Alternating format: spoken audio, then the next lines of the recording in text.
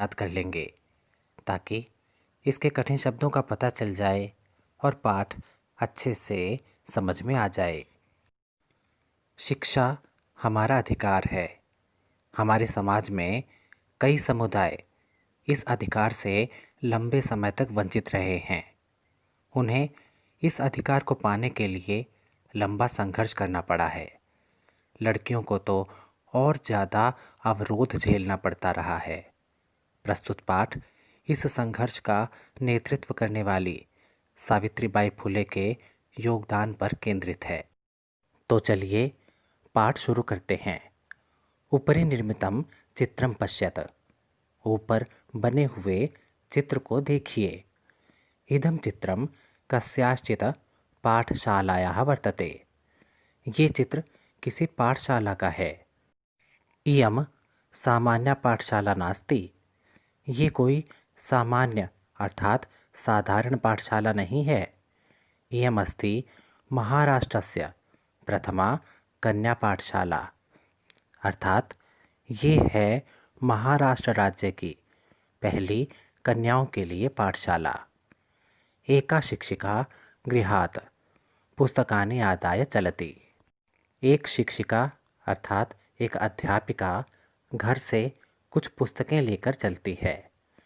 मार्गे कश्चित् तस्याः उपरि धूलिं कश्चित् च प्रस्तरखण्डान् क्षिपति। मार्ग में अर्थात रास्ते में कोई उसके ऊपर धूल फेंकता है तो कोई पत्थर के टुकड़े फेंकता है। परम सा स्वदृढ़ निश्चयात् न विचलति। परंतु वो अपने दृढ़ संकल्प से विचलित नहीं होती है। स्वविद्यालये कन्याभिः सविनोदम् आलपन्ति।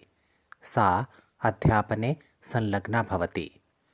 अपने विद्यालय में कन्याओं के साथ हंसी मजाक के साथ बातें करती हुई वो अध्यापन कार्य में अर्थात पढ़ाने के कार्य में व्यस्त रहती है। तस्याः स्वकीयम् अध्ययनम् अपि सहैव प्रचलति।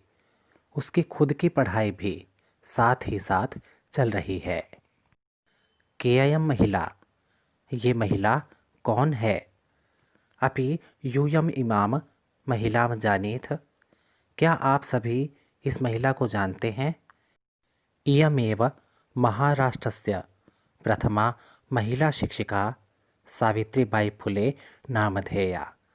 यही हैं महाराष्ट्र की पहली महिला शिक्षिका जिनका नाम है सावित्रीबाई फुले।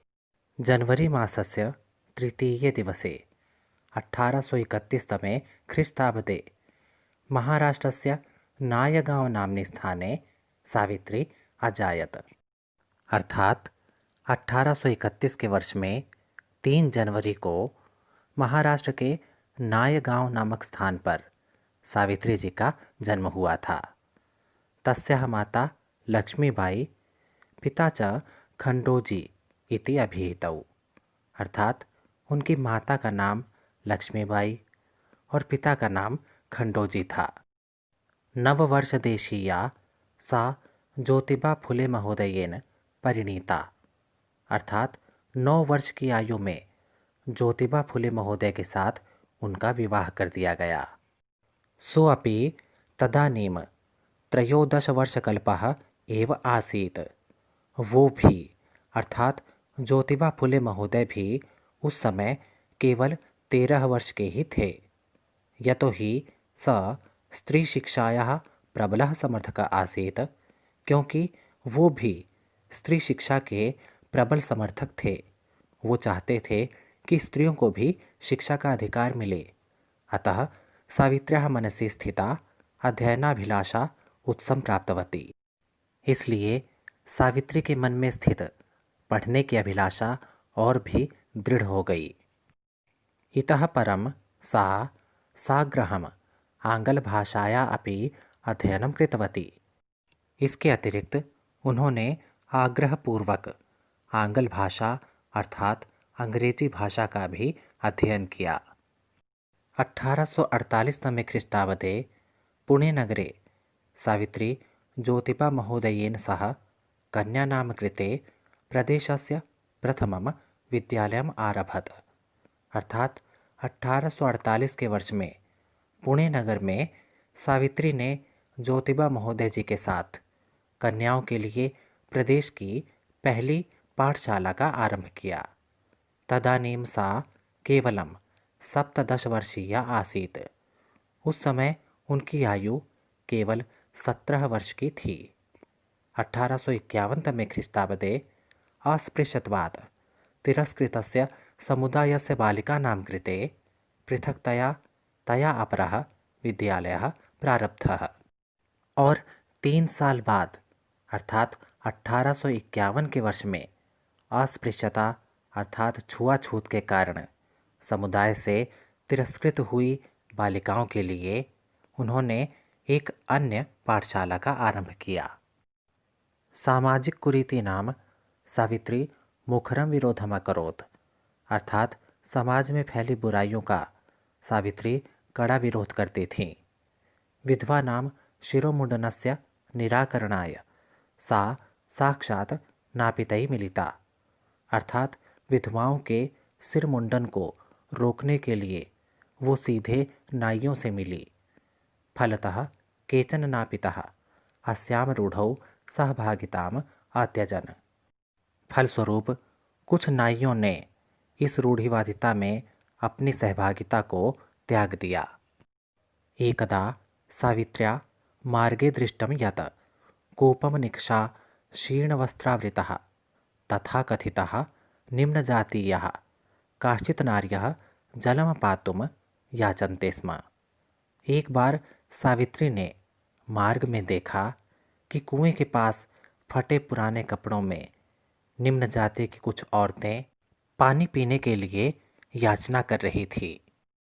उच्चवर्गीयाः उपहासं कुर्वन्तः कूपात् जलोद्धरणम् आवारयन् अर्थात ऊंचे वर्ग के कुछ लोगों ने उनका उपहास करते हुए अर्थात उनका मजाक उड़ाते हुए कुएं से जल भरने से मना कर दिया। सावित्री एतत् अपमानं सोढुं न शक्नोत्। सावित्री इस अपमान को सहन नहीं कर सकी। सा ता स्त्रियः निजगृहं नीतवती। वो उन स्त्रियों को अपने घर ले गईं। तडागं दर्शयित्वा अकथयत च यत् यथेष्टं जलं नयत और तालाब दिखाकर कहा कि जितना चाहे जल ले जाओ। सार्वजनिकः अयं तडागः। ये सार्वजनिक तालाब है जिस पर सभी का समान अधिकार है। अस्मात् जलग्रहणे नास्ति जातिबन्धनम्। इस तालाब से जल ग्रहण करने के लिए किसी प्रकार का जाति का बंधन नहीं है।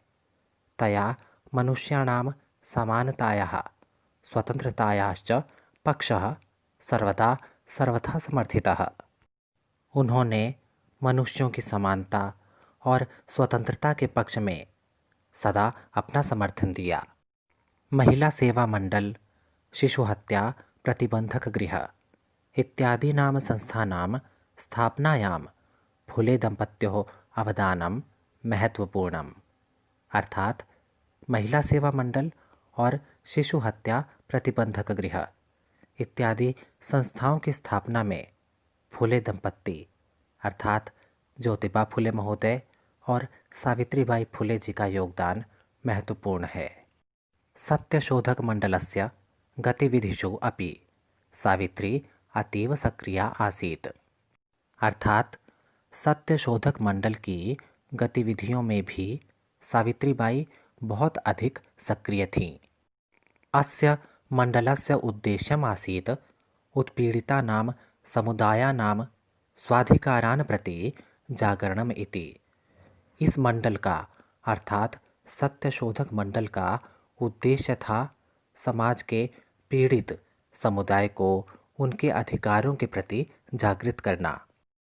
सावित्री अनेकाः संस्थाः प्रशासनकौशलेन संचालितवती। सावित्री ने अनेक संस्थाओं का कुशलतापूर्वक संचालन किया। दुर्भिक्षकाले प्लेग काले च सा पीड़ितजनानाम् आश्रान्तम् अविरतं च सेवाम् अकरोत् अर्थात अकाल के समय और प्लेग की महामारी के समय सावित्रीबाई ने पीड़ित लोगों की बिना थके और बिना रुके लगातार उनकी सेवा की। सहायता सामग्री व्यवस्थायै सर्वथा प्रयासम अकरोत्। और पीड़ित लोगों की सहायता सामग्री की व्यवस्था के लिए उन्होंने अपना पूरा प्रयास किया। महारोग प्रसार काले सेवारता सा स्वयं असाध्य रोगेण ग्रस्ता 1897 ख्रीष्टाब्दे निधनं गता। महामारी के समय लोगों की सेवा करते हुए वो स्वयं भी असाध्य रोग से पीड़ित हो गई और 1897 के वर्ष में उनका निधन हो गया। साहित्य रचनया अपि सावित्री महीयते, अर्थात साहित्य की रचना के द्वारा भी सावित्री को महान माना गया है। तस्याः काव्य संकलनम द्वयं वर्तते, काव्यफुले सुबोधरत्नाकर च इति। उनके दो काव्य संकलनों के नाम हैं काव्यफुले और सुबोधरत्नाकर। भारत देशे महिला उत्थानस्य गहन अवबोधाय सावित्री महोदयायाः जीवनचरितम् अवश्यम अध्येतव्यम। अर्थात भारत देश में महिलाओं के जीवन को ऊंचा उठाने के गहन ज्ञान के लिए सावित्री महोदया का जीवन चरित्र अवश्य पढ़ा जाना चाहिए। तो ये था कक्षा 8 की संस्कृत का 11वां पाठ, सावित्रीबाई फुले। आशा है आपको ये पाठ अच्छे से समझ में आ गया होगा। धन्यवाद।